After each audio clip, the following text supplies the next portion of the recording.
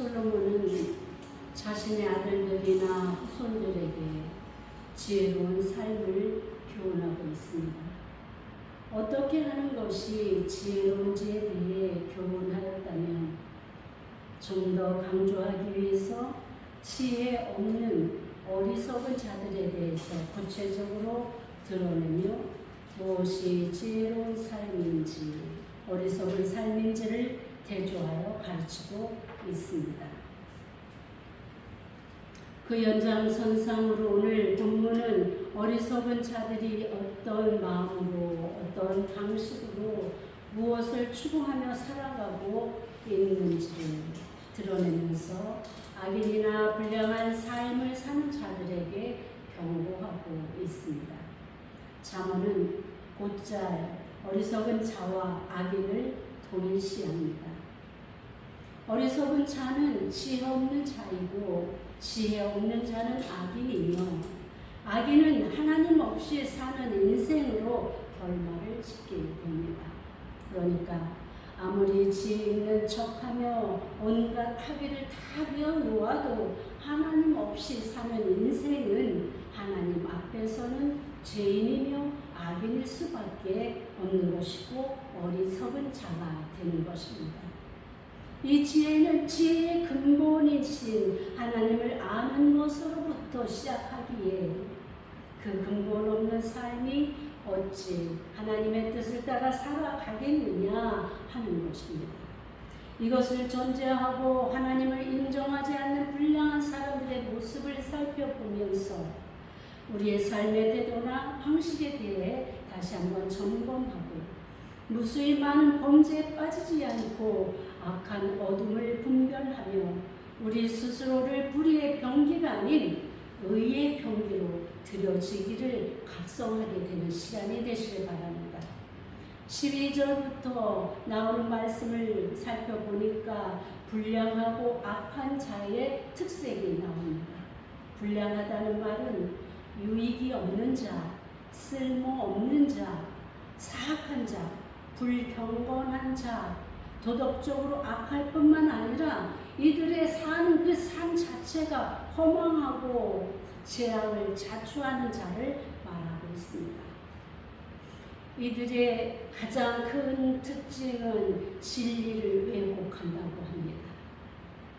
자신의 이익을 위해서 거짓된 말을 즐겨 사용합니다. 타인에게 아픔을 주는 말을 일상화하고 있다는 것입니다. 이들이 하는 것을 보면 이웃과 사회에 해악을 끼치는 것을 반복적으로 거리낌 없이 가책 없이 습관적으로 사용하는 사람들을 말하고 있습니다. 구부러진 말을 하고 다닌다고 합니다. 이 구부러진 말이라는 것은 거짓말을 하고 다니는 이 말과 같은 것입니다. 이들은 그릇된 언어 생활을 일상화하는 것을 말합니다. 구부러진 말이 아닌 정직한 언어 생활로 서로에게 유익이 되는 삶을 살지 못하고 오히려 사회적 무리를 일으키고 가족 간의 불화를 만들며 살아가는 자를 말합니다. 하나님은 형제가 연합하고 합력하여 아름다운 화목한 삶을 살기를 원하십니다. 오늘 본문에 불량하거나 악한 사람을 이 관계성을 깨뜨리는 자라고 규정하고 있습니다.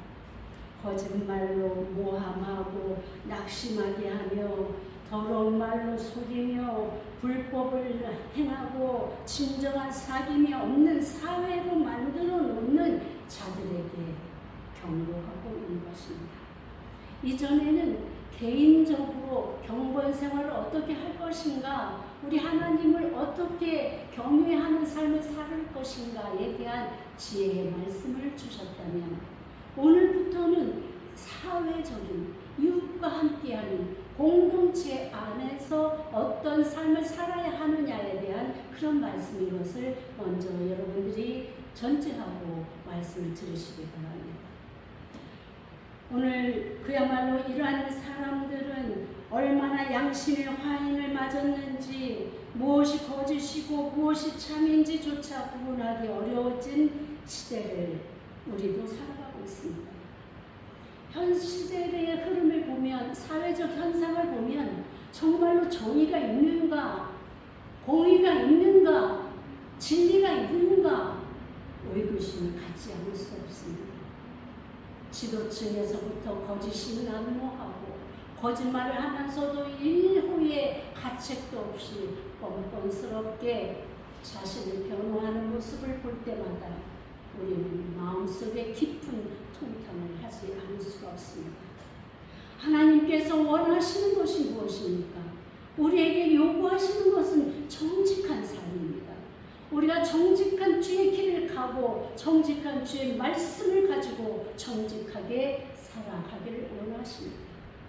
그런데 우리의 삶의 모습에서 이 정직보다는 불의와 그리고 거짓이 온 세상을 뒤덮고 있는 모습을 볼 때마다 주님 앞에 부끄럽고 죄송하고 우리의 연약함을 용납하여 주십시오라고 간구할 수밖에 없는 현실인 것입니다. 그래서 오늘 우리는 이 말씀을 통해서 정말 우리가 어떻게 이웃과 사회와 공동체 안에서 서로를 사랑하고 용납하고 이해하며 살아가야 되는지를 배우시게 되길 바라는 것입니다. 15절에 보니까 그러므로 그의 재앙이 갑자기 내려 당장에 멸망하여 살릴 길이 없으리라, 이렇게 엄중하게 경고하고 있습니다. 누구를 향한 경고입니까? 바로 악한 자들, 거짓말하는 자들, 하나님의 공의를 떠난 자들을 향해서 이렇게 하나님의 말씀을 솔로몬을 통해서 전해주고 있습니다. 지금 솔로몬이 전해주는 이 말씀은 그야말로 자신의 경험을 통해서 보고 듣고 그것을 토대로 아버지께로 교훈되어진 그 교훈의 말씀을 토대로 우리에게 전하고 있는 것입니다. 그렇다면 그 당시에도 이러한 현상이 있었다는 것을 우리가 가늠할 수 있는 것이죠. 그런데 그렇게 살아가는 사람들의 모습을 보니까 결국은 하나님의 심판이, 하나님의 재앙이 분명하게 자신들에게 내려지는 것을 보았다라는 것을 이야기하고 있는 것입니다. 이 재앙을 받기에 하나님께서 결정하신 그런 사람 두 번째로는 눈짓을 한다입니다. 눈짓은 이는 겉과 속이 다른 것을 말합니다. 12절에서 거짓말을 일삼는 자들은 행동 역시 거짓된 행동을 한다는 것입니다. 원문대로 해석하면 그의 눈을 깜빡이는 자, 우리의 번역 성경은 눈짓을 한다 이렇게 번역을 하지만 원문대로 하면 그의 눈을 깜빡이는 자입니다. 어떤 때 깜빡일까요? 거짓말을 하면서 아무도 눈치채지 못하게 거짓말을 하면서 공범들만 아는 신호로 눈으로 보내는 것입니다. 이런 식으로. 그렇죠? 예. 다양하게 하겠지요.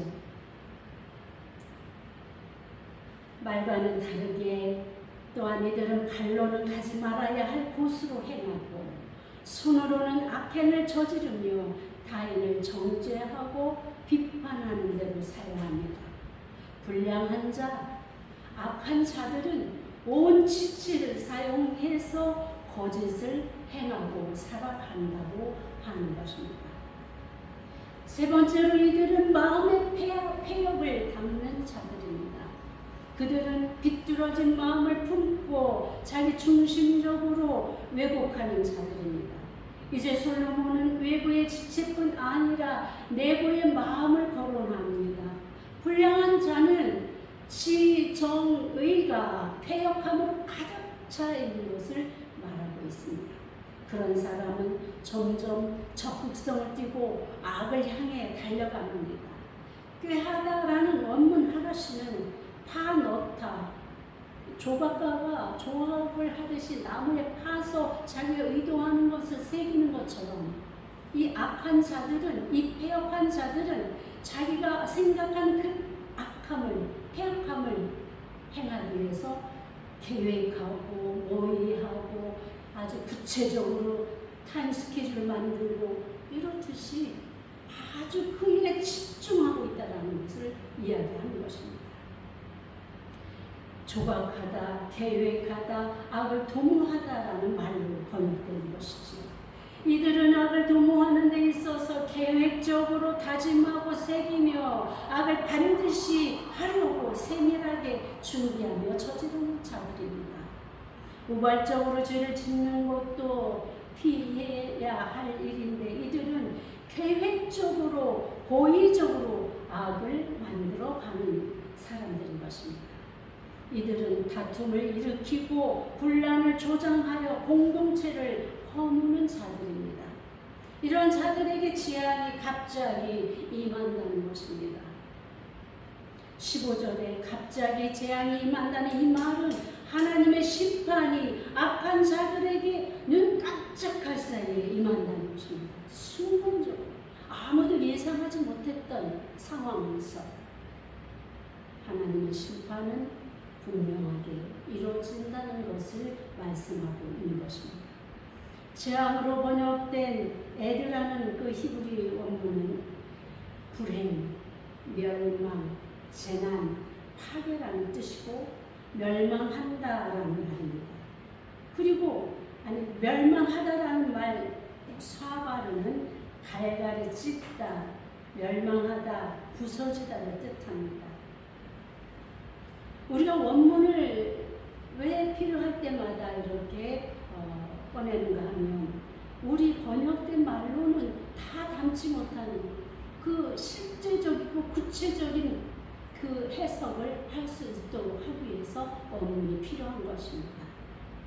그래서 이 재앙은 그야말로 갈갈이 찢는 거예요. 우리의 삶을 갈갈이 찢는 거예요. 여러분 끔찍하지 않습니까?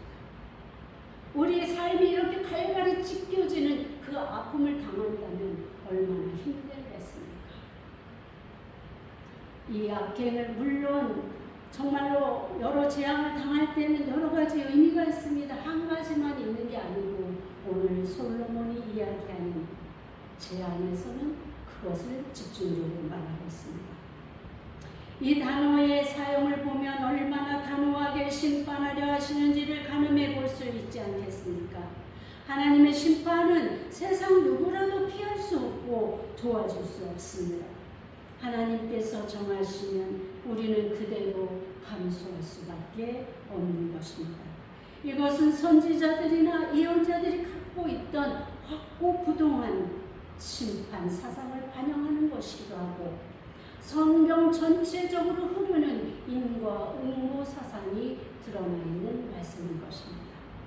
앞에서 그야말로 이제 불량한 자들의 그런 행태, 불량한 자들의 마음 상태 이것을 이야기했다면 이제 16절에서부터 19절에서 권면하는 것은 하나님께서 미워하시는 것, 그 마음을 싫어하시는 것이 무엇인지를 말씀하십니다. 앞에서 악인들의 특징을 신체 구조를 이용해 말씀하셨듯이 자신의 아버지 다윗이나 자신이 직접 경험한 것을 토대로 여호와께서 미워하시는 것에 대해 밝힙니다.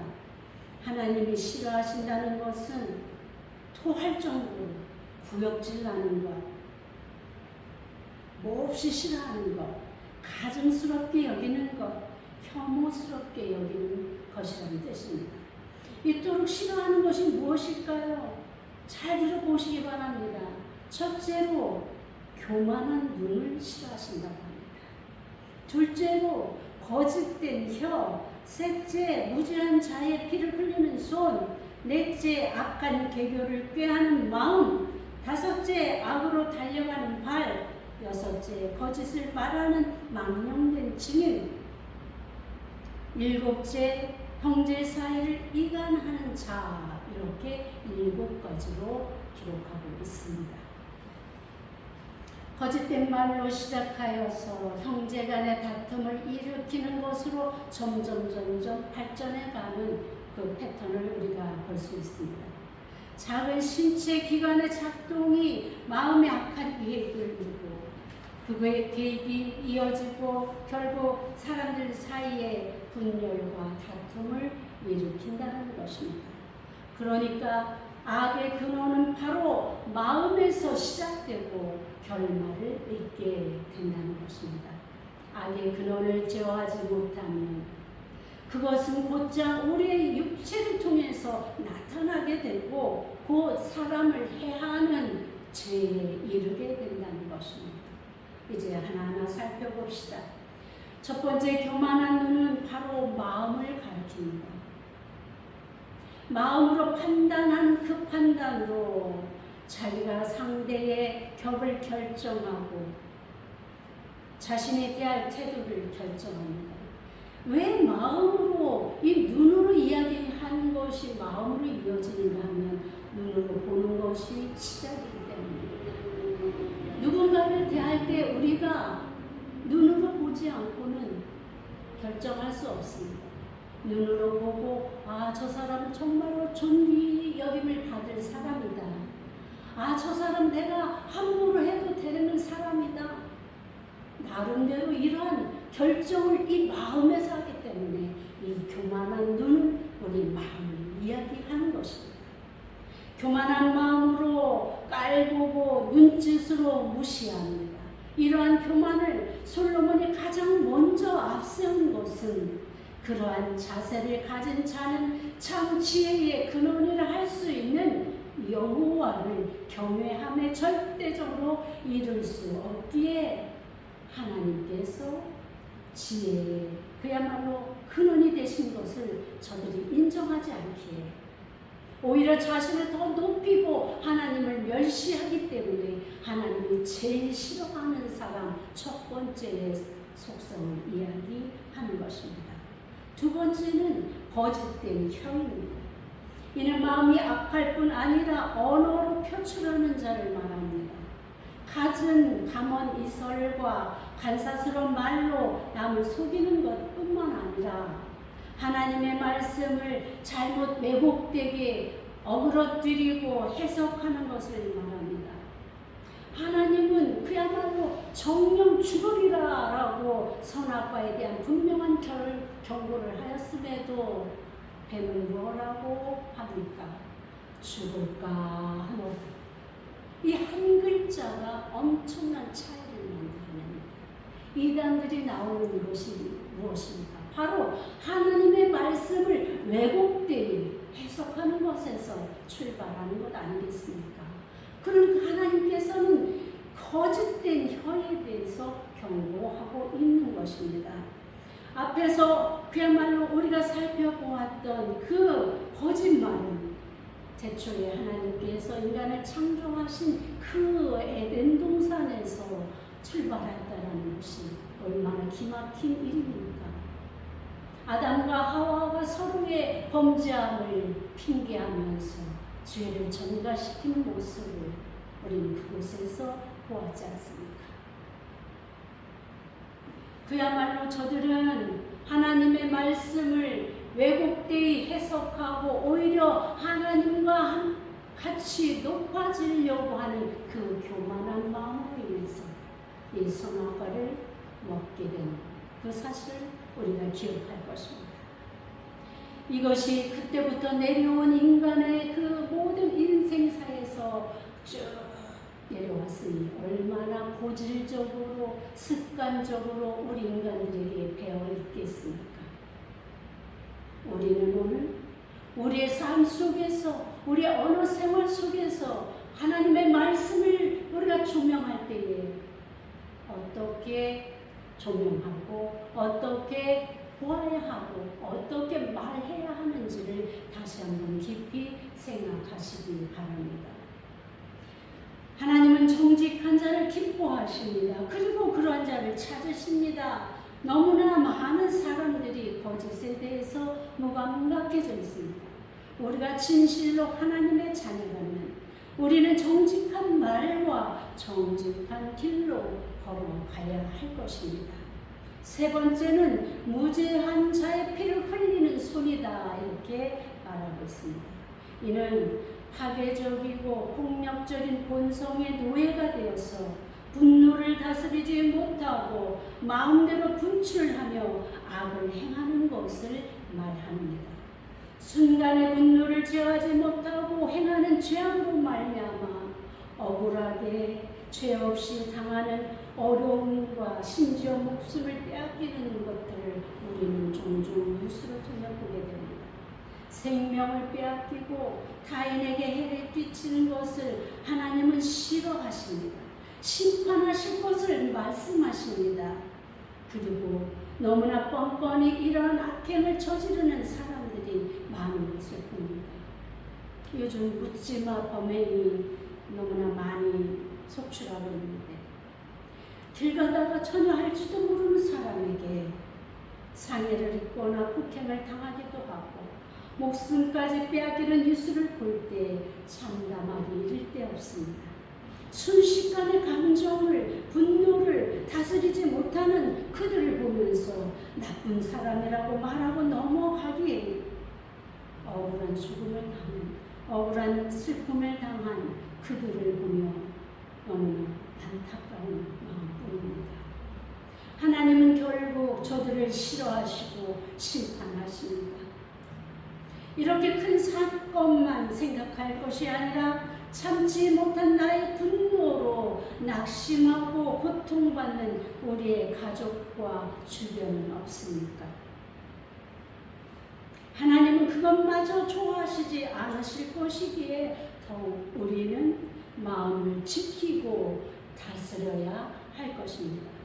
네 번째는 악한 계교를 깨하는 마음을 미워하고 싫어하십니다.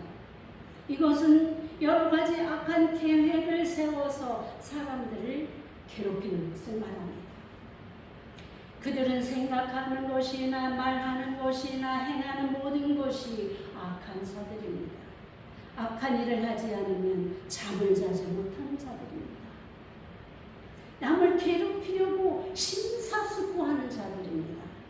그러니 선하시고 의로우신 하나님께서 어찌 저들을 미워하시거나 싫어하지 않으실 수 있겠습니까? 성경에 보면은 죄를 지었을 때도 고의적으로 지은 죄와 우발적으로 저지른 죄의 처벌이 다릅니다. 우발적으로 저지른 자는 그야말로 도피성을 준비하셔서 그곳에 가서 도피하고 목숨을 유지할 수 있도록 제도를 만들어 놓으셨습니다. 그러나 계획적으로 고의적으로 죄를 범죄하는 자들에게는 그야말로 이에는 이, 눈에는 눈, 엄청난 주님의 심판이 명시되어 있다는 것을 기억하시기 바랍니다. 그러니 우리가 악행하는 자들의 그 악행, 습관, 말, 모든 것들을 우리가 따라 해서는 되지 않을 것입니다. 다섯 번째로는 빨리 악으로 달려가는 발을 미워하십니다. 악으로 빨리 달려가는 발은 이미 악행에 익숙하여서 습관적으로 달려가는 적극적이고 열성적인 자들을 말합니다. 희한하게 정말 이상하게도 그 죄의 그 토대를 가지고 살아가는 사람들이 있습니다. 무엇을 하든지 부정적으로 생각하고 무엇을 하든지 그야말로 안 되는 것부터 생각하고 남을 비판하고 정죄하는 것부터 시작합니다. 그들은 심지어 자신에게 조금이라도 그 비판의 손길이 다가오면 복수하지 않으면 참을 수 없다고 이야기합니다. 그래서 어떻게 하면 저를 복수할까 생각하면서 상황을 설정하고 자기가 할 말, 할 행동을 계획하고 이렇게 그 사람을 찾아가 악행을 저지르는 사람들도 많이 보게 됩니다. 범죄자들이 감옥에 갔다가 출소하고 나서 그리고 자기를 신고한 피해자를 찾아가서 복수하는 이 사람들을 종종 보지 않습니까? 이들은 그저 악으로 시작해서 악으로 끝나는 사람들입니다. 회개할 줄 모르고 용서받으려고 애쓰지도 않고 자신의 삶을 돌이키지도 않고 오직 생각하는 것, 말하는 것, 행하는 것은 악뿐인 사람들입니다. 그러니 저들이 적극적으로 악을 찾아 나서니 그 발을 어찌 하나님께서 미워하지 않으시겠습니까? 여섯 번째로는 거짓을 말하는 망령된 증인입니다. 이것은 위증에 관한 것입니다. 재판정에서도 위증은 죄목으로 정해져 있지요. 성경은 위증의 폐단을 없애기 위해서 한 사람이 아닌 두세 사람으로 증인을 세울 것을 명령합니다. 만약 위증을 한 것이 발각되면 피해자가 당하는 만큼 위증자가 치르도록 신명기에 규정하고 있습니다. 10계명 9계명에서조차 명시해 놓았습니다. 내 이웃에 대하여 거짓 증거하지 말라. 하나님께서 위증을 금지한 것은 바로 사회의 정의와 공의를 세우기 위함인 것입니다. 그런데 요즘은 거짓이 너무 많다 보니까 위증하는 것을 아무렇지 않게 하는 사람들을 보게 됩니다. 심지어 우리들같이 평범한 사람들은 재판장에 가는 것만 해도 두려워서 벌벌 떠는데 지도층에 있는 사람들은 완전히 악으로 쌓여있는 그들은 뻔뻔하게 아무렇지 않게 얼굴색 하나 변하지 않고 위증하고 거짓말하는 모습들을 보게 됩니다. 모두가 다 아는 사실임에도 불구하고 이런 일들을 하는 저들을 볼 때에 정말 하나님께서 저들을 토해버리고 싶으실 그 심정이 이해가 되는 것입니다. 일곱 번째는 형제 사이를 이간질하는 자를 미워하십니다. 하나님은 내 이웃을 내 몸과 같이 사랑하고 하셨습니다. 이웃을 사랑하는 것은 이웃을 해하지 말라와 같은 말이 되는 것입니다.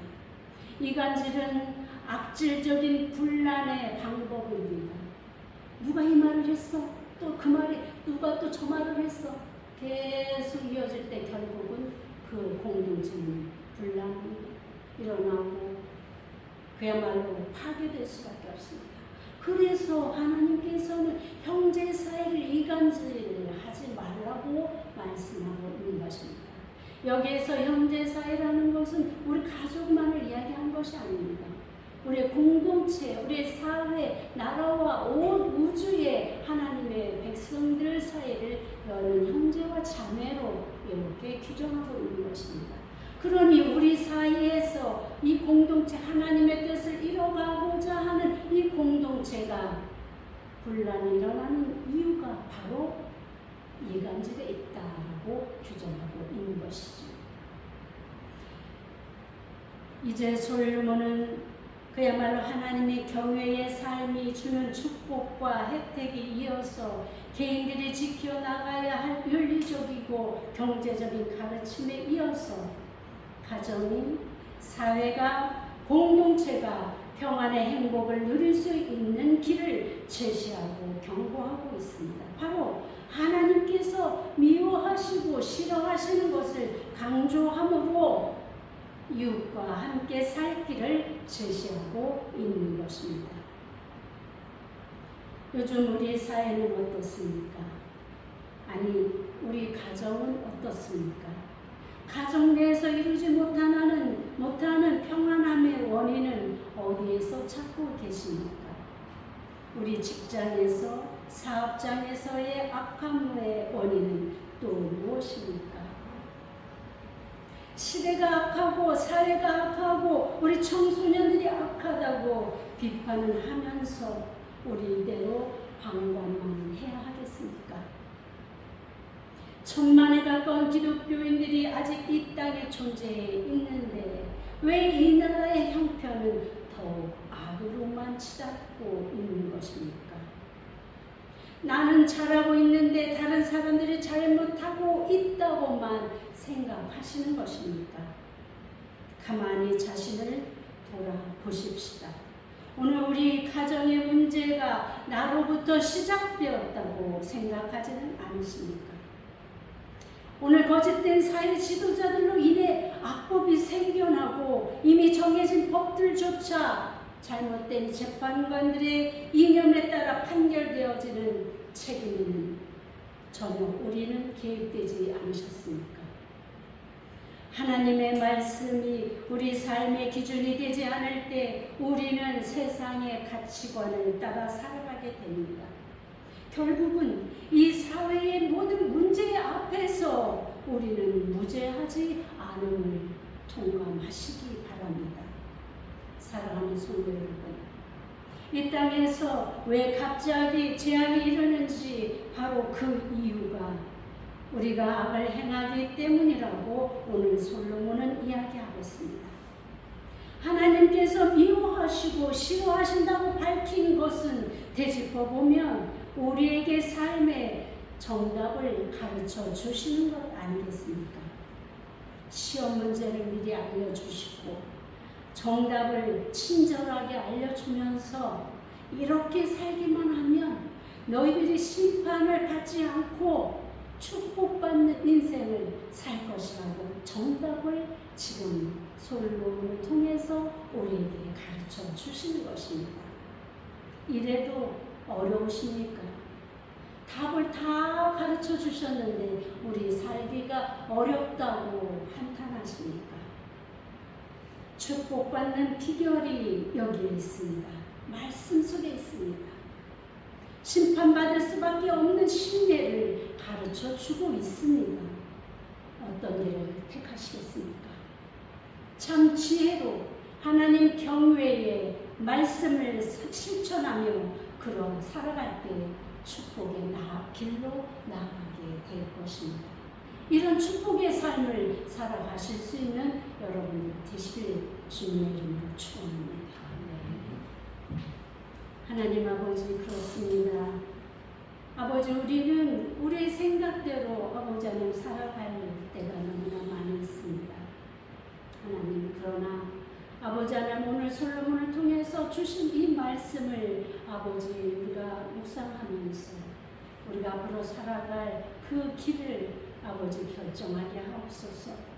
행여 아버지 하나님 정말로 아버지 하나님 억울하게 아버지 아픔을 당하거나 슬픔을 당했던 그 재앙을 아버지 위로하여 주시고 그것은 아버지 하나님 주여 주님을 통해서 아버지 하나님 다시 축복으로 아버지 보상받게 하여 주옵소서.